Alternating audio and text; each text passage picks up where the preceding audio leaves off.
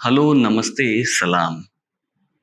बातों का सिलसिला जारी रखते हुए आपसे और बात करता हूँ। लास्ट वीडियो में आपसे बात करी थी लिक्विड के बारे में, लिक्विड स्टेट में रहने के लिए कि लिक्विड स्टेट में रहने से आपके अंदर क्या चेंजेस आ सकते हैं, आप ये समझ ही गए होंगे। लेकिन अब मैं आपसे जो बात करूँगा, ये बात मुझे बहुत पहले कर लेनी चाहिए। बहुत ही सिंपल बात है, वैसे तो जितनी बातें मैं कर रहा हूँ, वो बहुत ही सिंपल वर्ड्स लेके कर रहा हूँ, जो कि रूटीन के वर्ड्स हैं हमारे, कोई नए वर्ड्स नहीं है, बस इनका ध्यान रखना है, इनकी अवेयरनेस को क्रिएट करना है। और आपको हैप्पीनेस की स्टेट पे पहुँचना है। हैप्पीनेस की स्टेट पे इसलिए पहुँचना है क्योंकि जैसे ही आप हैप्पी होते हैं, उसके बाद में आपकी एनर्जी बहुत ज़्यादा बढ़ जाती है और बहुत सारी चीज़ें जो आप चाहते हैं ज़िंदगी में, वो बहुत फटाफट होती है, आपकी टाइमिंग भी इम्प्रूव होती है उसके साथ-साथ में। अब आज जो हम बात करेंगे वो एक वर्ड है सज़ा या मज़ा या सज़ा और मज़ा।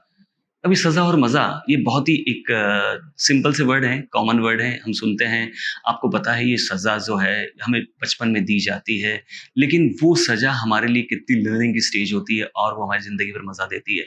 ऐसे ही बॉडी के साथ में है, इस बॉडी को जितनी आप सज़ा दोगे, आपको पता है कि अगर आपका कोई साथी है, सबसे पहला साथी है, आपका कंपेनियन है, तो वो आपके माता-पिता नहीं है, आपकी वाइफ़ नहीं है, वो सिर्फ़ आपकी बॉडी है। आप अपनी बॉडी को क्योंकि अब एक माइंड है, सोचने का तरीका जब होता है, आप सोचते हैं, लेकिन बॉडी आपके साथ अपने आप काम करती है क्योंकि माइंड एंड बॉडी कोऑर्डिनेशन होना बहुत ज़रूरी है। तो माइंड का कोऑर्डिनेशन बॉडी के साथ होना ज़रूरी है। अगर आप अपनी बॉडी का ध्यान रखते हैं, अगर छोटी-सी प्रॉब्लम भी होती है बॉडी की ना, तो आप कोई भी काम अनईज़ीनेस महसूस करते हैं और आप जो करना चाहते हैं, अपने माइंड के अंदर सोच रखा होता है, वो नहीं कर पाते हैं।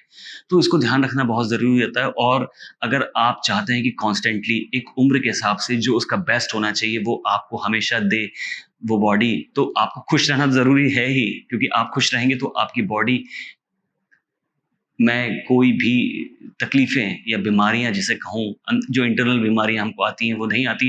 एक्सटर्नल चोटें को रोक पाना तो आपके ऊपर ही डिपेंड करता है कि वो कैसे रुकेंगी, कैसे ध्यान रखते हैं। लेकिन आप अगर इस बॉडी को ध्यान रखते हैं, बॉडी को सज़ा देते हैं, अगर एक्सटर्नल बॉडी को आप सज़ा देते हैं, आप जैसे जिमिंग करते हैं या वॉक करते हैं या मेहनत करते हैं कड़ी या आप काम करते हैं या आप धूप, छाँव, बरसात तीनों सीज़न्स को बड़ा इक्वली लेते हैं, एक्सेप्ट करते हैं, तो आप इस बॉडी को सज़ा दे रहे हैं और सज़ा देना इवन खाने के अंदर भी कहते हैं, फूड के अंदर भी ध्यान रखिए, डाइट प्लान को भी फ़ॉलो करते हैं कभी कुछ या कुछ चीज़ों की अधिकता ना हो, बहुत ज़्यादा उस तरह से ना खाएँ उसको या खाते हैं अगर उनको चीज़ों को, तो भी आप ध्यान ज़रूर रखें कि वो आपको नुकसान तो नहीं पहुँचा रही हैं, हम अपनी बॉडी को नुकसान पहुँचाने की कोशिश करते हैं।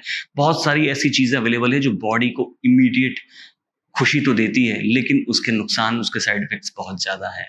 तो ऐसे ही आपकी बॉडी को आप अगर मज़ा देने की कोशिश करेंगे कि आप इंस्टेंट कोई चीज़ों से उसको मज़ा दे सकते हैं, लेकिन वो उसके लिए सज़ा हो जाती है, क्योंकि वो उस तरह से रिस्पॉन्ड नहीं करती है आपको कि जिस तरह से उसको करना चाहिए, जो आपकी एनर्जी आपको पहुँचा सके। क्योंकि एनर्जी आपके अगर अंदर है और बॉडी साथ नहीं दे रही है, आप कितने ही आत्मविश्वासी हों, लेकिन आपकी बॉडी साथ नहीं दे रही है, तो आप कैसे आप अपनी सारी चीज़ों को कर पाएँगे? कैसे उस रिज़ल्ट को ला पाएँगे जो आप एक्सपेक्ट कर रहे हैं? तो आपकी हैप्पीनेस के लिए भी बहुत ज़रूरी है। आपको याद है आपकी बॉडी में जब तक चोट नहीं लगती ना, आपका ध्यान उसके ऊपर नहीं जाता। आप लगातार काम करते रहते हैं। आप कभी सोचते नहीं हैं कि ये आँखें किस तरह से काम कर रही हैं, कान किस तरह से सुन रहे हैं। ये पाँव-हाथ किस तरह से चल रहे हैं, लेकिन ज़रा चोट लग जाती है तो आपको महसूस होने लग जाता है और उसी पे ध्यान जाता है। छोटी से छोटी चीज़ इवन आपकी उँगली जल जाए अगर या आपका छोटा कट लग जाए आपके ऊपर या एक काँटा भी चुभ जाए तो वो अपना पूरा ध्यान अपनी तरफ ले लेती है। तो ये बॉडी जो है ना आपकी आपको उसका कोऑर्डिनेशन उठाना है, यही आपका कंपेनियन है जो आपको हमेशा साथ देगा, आपकी मदद के लिए अवेलेबल है। तो आप इसको सज़ा दीजिए। अगर आप इसको सज़ा देते हैं तो आपको ये रहने लायक, खुश रहने लायक, हर जगह, हर चीज़ को, हर सिचुएशन को एक्सेप्ट करने लायक बनाता है। और आज सबसे बड़ी तकलीफ़ यही है कि हम इतनी फैसिलिटीज़ में जी रहे हैं, इतनी फैसिलिटीज़ अवेलेबल हैं, हम इस बॉडी का यूज़ नहीं करते हैं। हम माइंड का यूज़ बहुत ज़्यादा कर रहे हैं, माइंड तो बहुत तेज़ी से दौड़ रहा है और बॉडी उसके साथ में उस कोऑर्डिनेशन में नहीं दौड़ रही। यही रीज़न है कि डिप्रेशन बढ़ता जा रहा है, माइंड को थकान हो रही है। साथ में आप देखिए जबकि बॉडी से काम करते हैं, तो माइंड भी फ्रेश होता रहता है। आपकी बॉडी में ब्लड सर्कुलेशन बढ़ता है, तो आपके माइंड को भी एनर्जी मिलती रहती है। तो ये बहुत सारी ज़रूरी चीज़ें हैं। मैंने आपसे कहा कि आपकी बॉडी को सज़ा देने के बहुत सारे तरीके हैं, जिसमें एक्सरसाइज़ एक तरीका है, वॉकिंग एक तरीका है, मेहनत एक तरीका है, या वेदर की कंडीशंस को एक्सेप्ट करना, आप उस पे मेहनत करना, उस पे काम करना एक तरीका है। नेचुरल एनवायरनमेंट के अंदर ज़्यादा रहने की कोशिश करना भी एक तरीका है। तो आप बॉडी को इस तरह सज़ा देते रहिए। ये आपको सज़ाएँ शुरू में लगेगी कि सज़ाएँ हैं, लेकिन ये बाद में आपके लिए बहुत फ़ायदेमंद होगी। उसी तरह से जिस तरह की बचपन में आपको टीचर्स और पेरेंट्स सज़ाएँ देते हैं, लेकिन आपके लिए वो आज महसूस होता है आपको कि उन्होंने बहुत ठीक किया उस टाइम पे कि हमको ये सज़ा दी और हमारे जीवन के अंदर ये बदलाव हो सका। तो सज़ा और मज़ा ये वर्ड वैसे आप ऑलरेडी जानते होंगे। मैं तो आपसे बात करने का शौक रखता हूँ, इसलिए जो भी मुझे बात एक बार मन में आती है, तो मैं सोचता हूँ कि एक बार आपसे उसका ज़िक्र कर लिया जाए। आज के लिए इतना ही। Thank you very much for listening and watching. Bye bye.